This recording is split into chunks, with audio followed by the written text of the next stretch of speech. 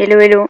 Donc je continue mes vidéos sur les vibrations, analogies entre tarot de Marseille et tarot des lettres hébraïques, que je n'additionne pas, contrairement à ce que fait la numérologie, et que je souhaiterais maintenir à ce stade-là, simplement parce que déjà, énergétiquement, ces nombres existent en dehors de leur addition propre. Donc, dans cette vidéo, vous verrez, je ferai les 13 et le 14.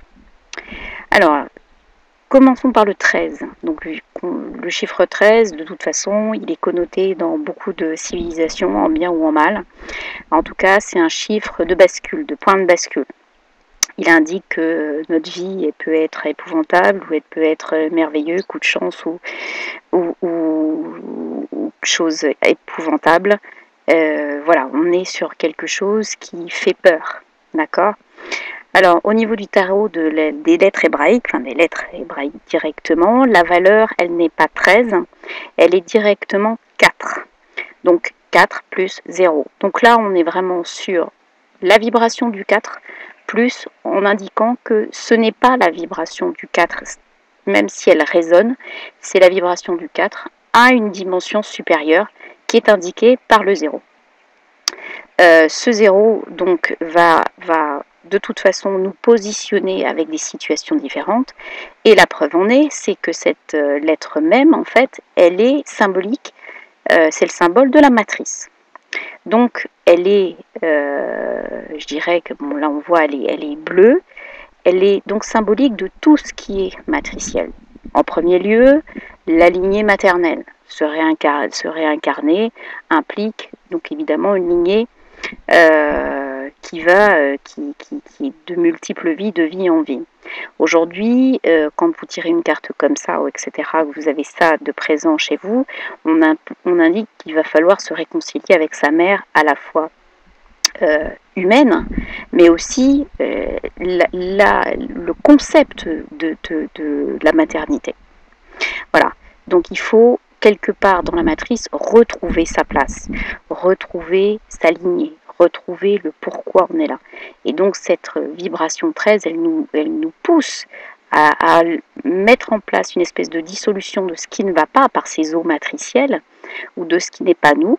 Donc dissoudre ce qui n'est pas nous dans le tout, finalement, renvoyer ce qui n'est pas nous dans le tout, et pouvoir ne garder que ce qui nous appartient. Spécialement, évidemment, avec son côté matriciel, pour tout ce qui est parents-enfants, évidemment, avec les schémas toxiques sur lesquels on est construit, etc. Donc ça, c'est la base. Retrouver sa filiation, pour pouvoir être nous, il faut se débarrasser de tous ces pseudo-choix qu'on est amené à faire avec des schémas qui nous ont été calqués et qui ne sont pas forcément très utiles, et voire même qui sont nuisibles et toxiques, dû au fait que ils sont dans le transgénérationnel porteurs d'autres souffrances que les nôtres, mais on est là aussi pour pouvoir apporter notre pierre à l'édifice, pour pouvoir les solder. Et donc pour pouvoir purifier tout ça, on a des outils.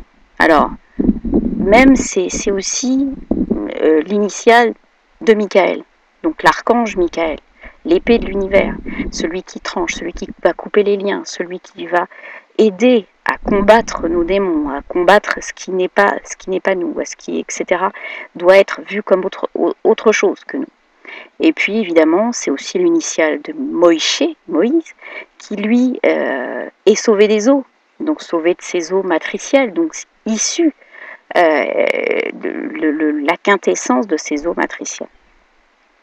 Alors évidemment, elle est aussi en résonance avec Tav, qui est l'étoile de la vérité, qu'on verra plus tard, et qui est le symbole de l'inconscient.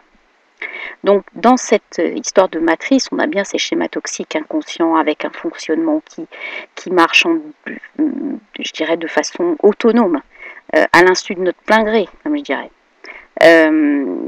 Donc il faut séparer tout ça. Il faut se donner les moyens de pouvoir dissoudre tout ça. Alors, la valeur du 40, elle est très importante parce qu'elle apparaît de nombreuses fois je dirais, dans la Bible, pour signaler un isolement souvent, une transformation ou alors une modification de temps pour accomplir un processus. Donc le 40, nous par exemple en durée, on a la quarantaine qui vraiment voilà, et symbolise ce genre de style de durée. Et on a 40 dans la Bible, c'est, je dirais, une durée qui exprime une génération. Donc chaque fois que 40 est annoncé, c'est souvent pour dire qu'on change de génération. C'est une période de mutation, de transformation, changement radical. D'accord? Donc 40 jours, c'est le déluge. Donc 40 jours, 40 nuits, voilà. Aussi, c'est la vie de Moïse, qui est 3 fois 40. Il commence par les premiers 40, les Hébreux dans le désert. Puis les deuxièmes 40, c'est l'étape de la loi. Et puis il vivra encore 40 ans. D'accord? C'est aussi très lié à David. Donc on a, je dirais, cette vibration 40 et cette volonté, je dirais, de nous faire sortir du tout, quelque part. C'est-à-dire nous permettre de laisser dans le tout les choses qui ne sont pas nous. Vraiment. Donc ça, c'est même. Son pendant, dans le tarot de Marseille, c'est la mort. Alors, la mort, c'est l'arcane sans nom. D'accord? Il y a bien le chiffre en haut, mais il n'y a pas, de nom en bas. Je vous ai mis la lettre même qu'on vient de voir en parallèle, parce qu'en fait, on observe une certaine similitude graphique entre cette faux, voilà, là, ce squelette, et cette base de faux qui va dissoudre et couper les choses. Alors, sur le tarot de Marseille, on est sur du 1 plus 3, 4. D'accord?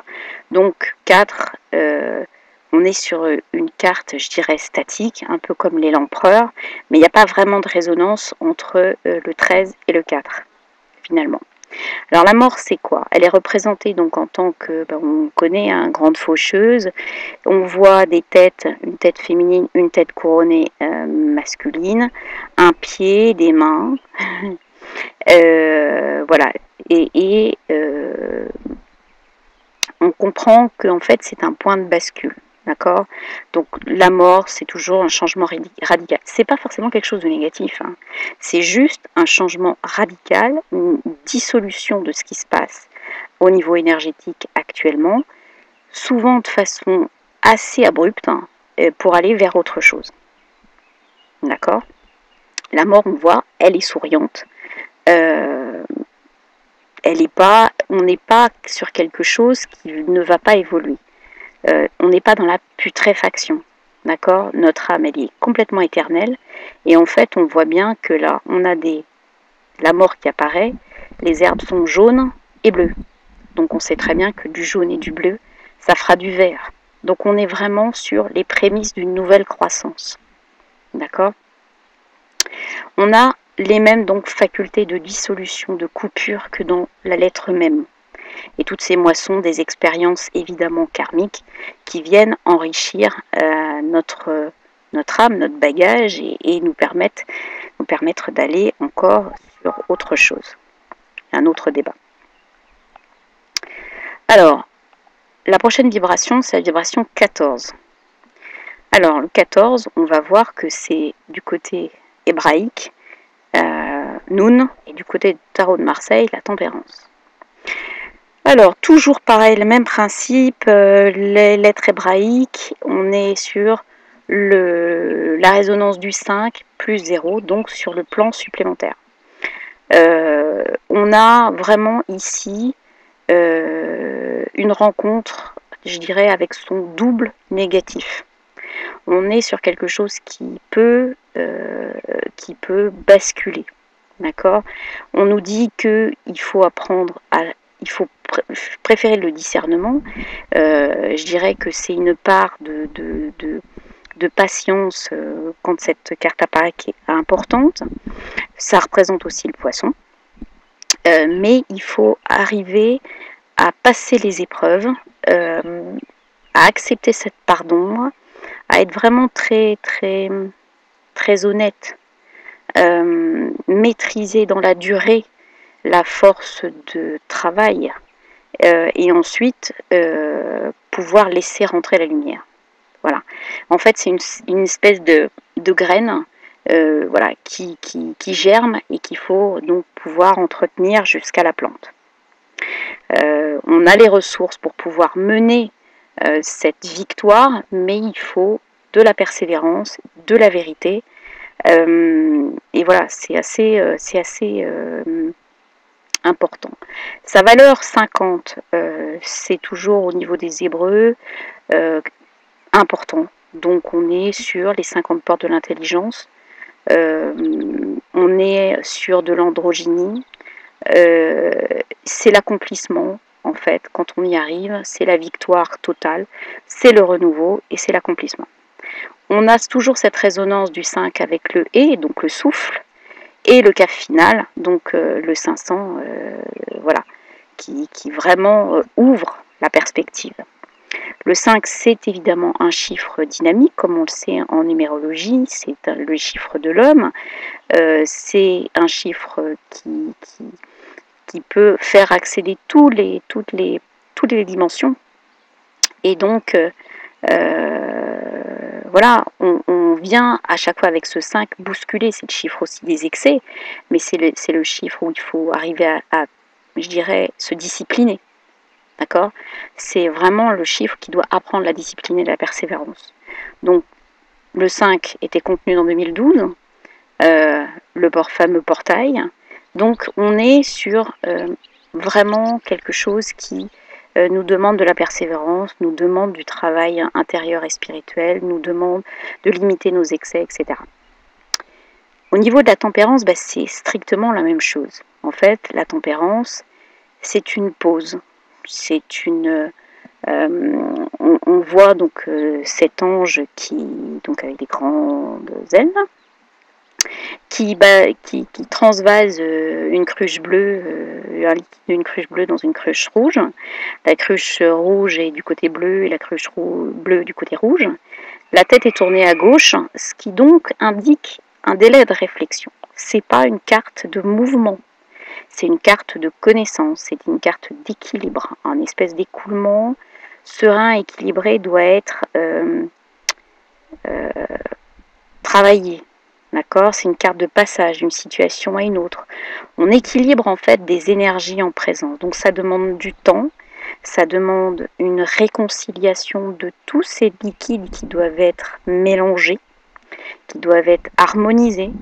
Il doit y avoir aussi une certaine vérité là-dedans, une bonne communication. Vraiment, l'équilibre entre le donner et le recevoir doit être parfait. C'est la juste mesure des choses. D'accord? On n'est pas dans, encore une fois, comme le 5, la dispersion, l'instabilité, les excès, etc. Tout ça, c'est aussi les défauts du 5. Voilà, donc voilà pour le 13 et le 14. Je vous retrouve dans une prochaine vidéo pour le 16 et le 17. Ciao, ciao.